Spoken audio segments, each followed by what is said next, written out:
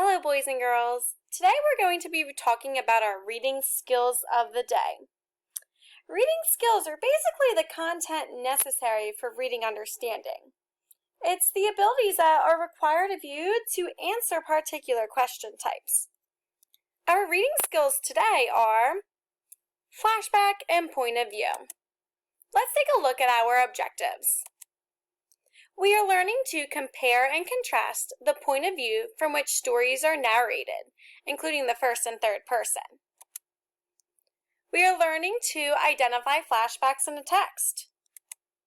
We are learning to analyze flashbacks to see how they contribute to a story. Point of view is the eyes in which you, the reader, will experience a story from. Stories have different experiences based on who is telling the story. Whether it's a character, whether it's an outside person. You get a different experience and different insight based on however the story is told. Think of these eyeglasses here.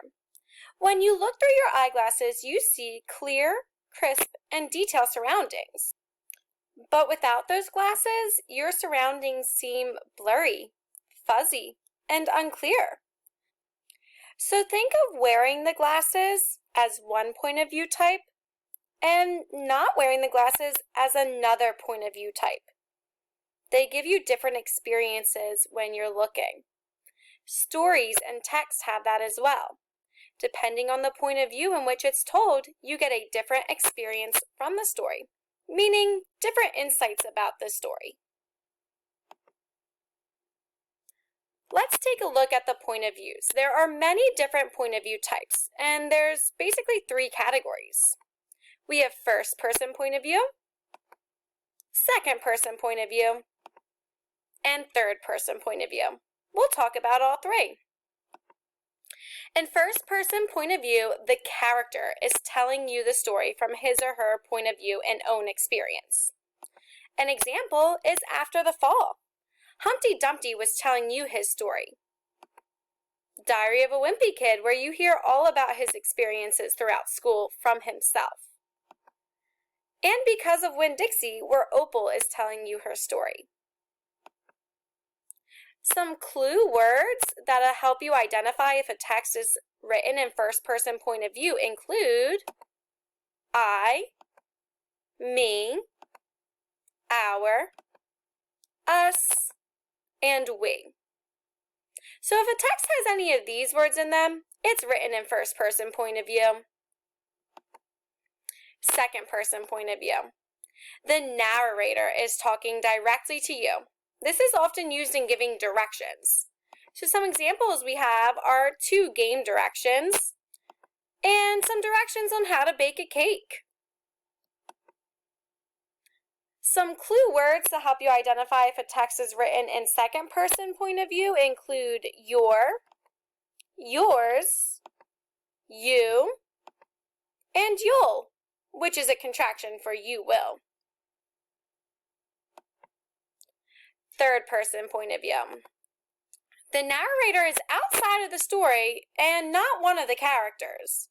This is the most common point of view for stories because it can be very flexible. Some examples are Charlotte's Web. Charlotte's not telling the story.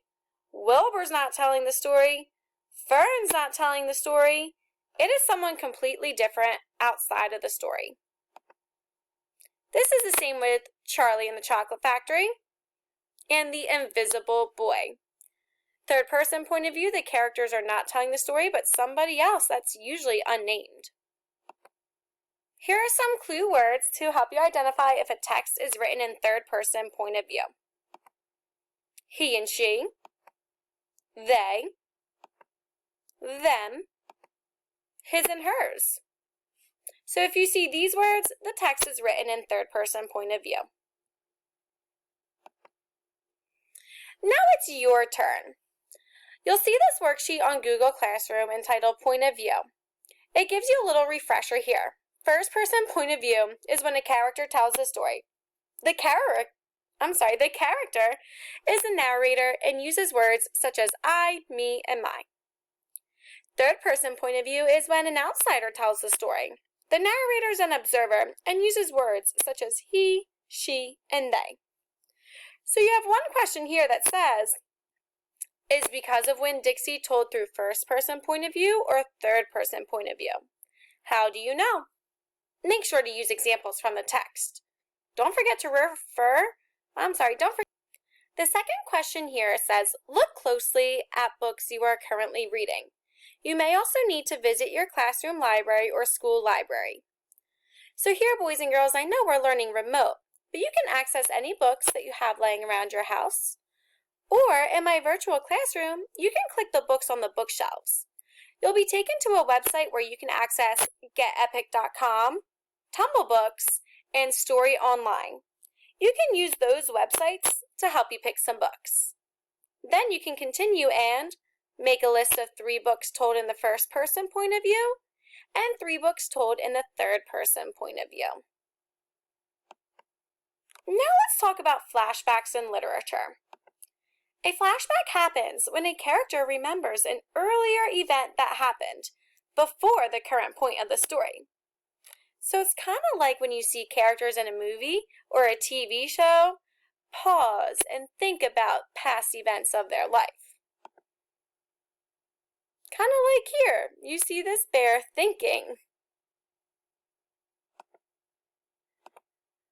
The key reason authors use flashbacks are to give readers more of the characters' backstories. Flashbacks can help the reader understand why characters act the way they do. Let's take a look at these 2 pages in Because of Winn-Dixie. Over these 2 pages, we see that Miss Franny Block is having a flashback to an event that occurred in her life when she was a young girl. This event was when a bear came into her bookstore. And stop and think for a minute. Why is she having this flashback and telling the story? Well, it's to explain to Opal the reason why she freaked out when she saw Winn-Dixie. She thought Winn-Dixie was a bear and it brought her back to this moment in her life. So this flashback here really helped us understand a little bit more about Miss Fanny Block and why she acted the way that she did. Overall, boys and girls, flashbacks help give more insight into the text and contribute to the story. Gives you important information that you need to know. Now it's your turn. On Google Classroom, you'll see a couple links here to flashbacks in movies such as Ratatouille, The Grinch, Rapunzel, and Harry Potter. You'll be picking one of these clips to watch and explain how that event helped shape the identity of the character. So you're basically telling me, what pieces of information does this tell you about the character? How does it change their personality? Go ahead and show what you know.